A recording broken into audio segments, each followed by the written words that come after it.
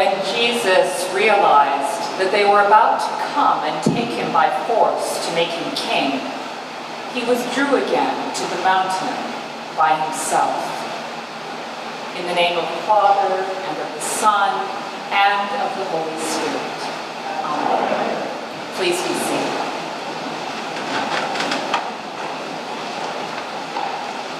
Some Sundays, the lectionary readings seem rather esoteric, perhaps even obscure.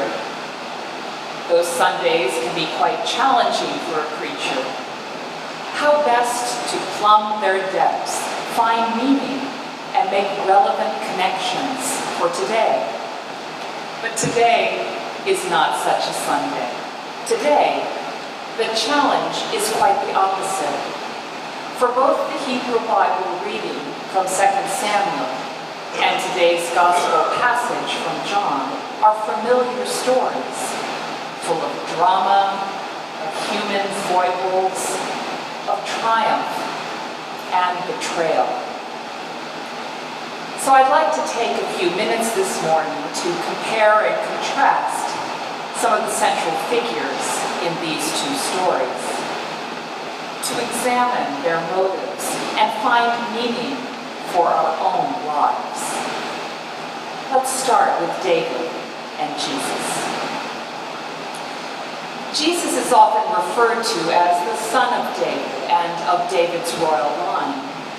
Yet there is no moment of greater contrast between David and our Lord than we have here in these two passages from Holy Scripture. We meet David, who is lustful, and Jesus, who is loving. David is utterly for himself, while Jesus is for others. David offers food and drink only to betray, while Jesus offers a meal as grace. David deliberately puts a friend in mortal danger, while Jesus protects friends from danger. We might consider to what extent this same contrast is in each and every one of us. Let's look more closely at the Hebrew Bible story of David, Bathsheba, and Uriah, Bathsheba's husband, and one of David's senior army officers. The passage from 2 Samuel begins with masterful subtlety. The writer starts this dramatic tale with the following lines. In the spring of the year, the time when kings go out to battle, David sent Joab with his officers and all Israel with him. They ravaged the Ammonites and besieged Rabbah, but David remained at Jerusalem. The writer continues with dry irony. It happened late one afternoon when David rose from his couch and was walking about on the roof of the king's house that he saw from the roof a woman bathing. The woman was very beautiful. So, while David's army besieges Rabbah, while his soldiers risk their lives in support of his kingship, David remains behind in Jerusalem. And is he poring over maps, consulting with senior advisors, plotting military strategy? No, not quite. David, we are told, has just finished taking a long afternoon nap and is walking about on the roof of his house. Hardly the picture of an active, engaged leader fearlessly leading his troops into battle. And when his eye settles on the beautiful Bathsheba, he acts quite deliberately, inquiring after her identity. The reply comes with a hint of warning. This is Bathsheba, daughter of Eliam, the wife of Uriah the Hittite. Now, Uriah is one of David's senior army officers, and far from taking afternoon naps, Uriah is fully engaged on the front lines, far from home. David, for his part, ignores the warning and has Bathsheba brought to the palace. When their illicit relationship results in her pregnancy, David doesn't panic, at least not at first. David has a plan, namely ordering Uriah home from the front. The writer of this passage highlights David's heinous behavior by showing us how smoothly deceptive he can be. When Uriah came to him, David asked how Joab and the people fared and how the war was going. Every word is designed to put this fine and decent soldier at ease with his admired and trusted commander. David tries every ploy to get Uriah to return to his house to spend the night with his wife. But Uriah refuses to cooperate. My lord Joab and the servants of my lord are camping in the open field, Uriah protests. Shall I then go to my house to eat and to drink and to lie with my wife? Uriah's decency contrasts with David's deceit. But David doesn't give up. He is increasingly desperate and tries again to convince Uriah to go home for the night. David even plies Uriah with food and drink, making him inebriated. But even then, David chooses the honorable path. Now, at this point, David has a choice. He can be honest with Uriah, or he can betray him. And what does David do?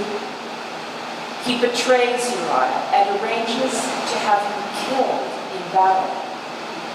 Set Uriah in the forefront of the hardest fighting and then draw back from him, King David commands, so that he may be struck down and die. This passage is an ideal example of the way the Bible refuses to flinch from exposing the feet of clay of even its most heroic figures. David may be courageous. He may be brilliant, artistic, gifted as a leader, and capable of winning people to his side. But he is fundamentally flawed and stoops to abject betrayal of another to serve his own ends, to save his own skin.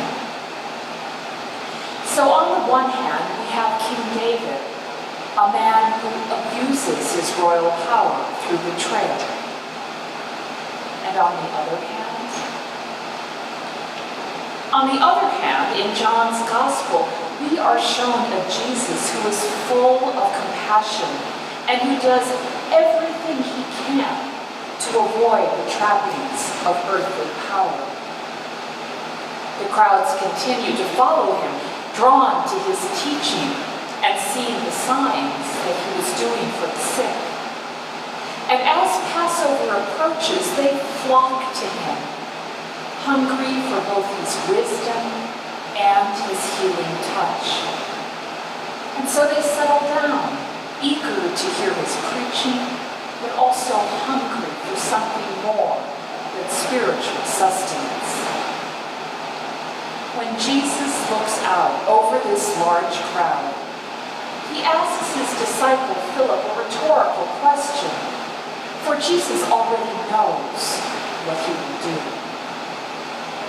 Where are we to buy bread for these people to eat? Panicking, Philip replies, 6 months' wages would not buy enough bread for each of them to get a little. Philip views the situation through the prism of scarcity. But for Jesus, it's all about abundance. Another disciple, Andrew, takes a slightly more optimistic approach, commenting, "There is a boy here who has 5 barley loaves and 2 fish. But what are they among so many people?" Andrew looks at the situation and believes there is not enough to go around. Why take the little food that the boy has brought when it won't even feed Jesus and his disciples, much less the multitude? Resources are scarce, particularly under harsh Roman occupation. Philip, Andrew, and the other disciples reason that when there isn't enough to go around, the simple fact is that some must do without. Right? When there isn't enough to go around, it isn't the time to share, but the time to hold on to what little there is. Right? Sharing versus hoarding. Scarcity versus abundance. But Jesus always operates out of abundance. Not only is there always just enough, there is more than enough. There is fish enough to fill, for everyone to eat their fill, and bread enough that there are 12 baskets of leftovers.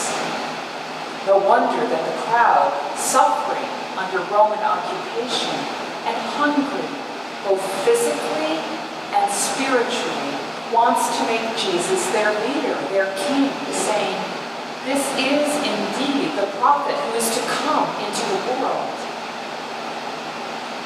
But Jesus has not come to establish an earthly kingdom. Jesus wants much more than to heal people who might later get sick again, or to feed people who will again get hungry.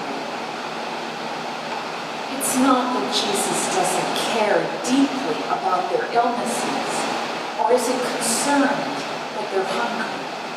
On the contrary, he is filled with compassion, so much so that he performs healing miracles and creates a feast of fish and bread for the 5,000 or more gathered before him. But what Jesus really wants to give the crowd is spiritual food. The truth about the kingdom of God, the truth about the God who has sent him, and the truth about what it really means to be his disciples, to follow him. So, what about us? As Christians, we're asked to hear, read, mark, learn, and inwardly digest Holy Scripture. We're invited to examine our own lives and take seriously our response to God's personal invitation to each and every one of us to follow him. And we're required to be honest about our failings, to acknowledge that there's a little bit of King David in all of us, to recognize our sins, great and small, and to repent. We're the inheritors of the promise Jesus gave to his followers that day, namely the gift of his own self that would help them carry on after he was gone.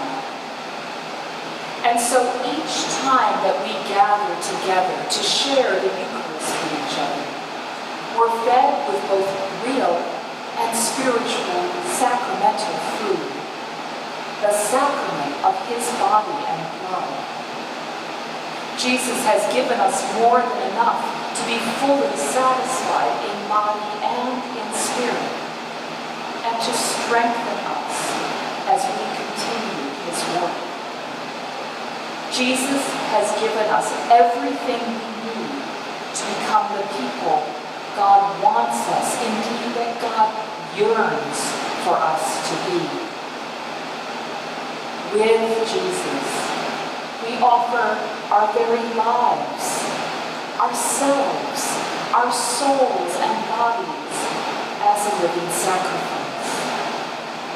And we offer those broken places of our lives that need healing. And we offer the sinful places of our lives that seek repentance, forgiveness, and redemption. When we offer our spiritual hunger and thirst, we will find spiritual food and living water in abundance, beyond whatever we could ask for or imagine.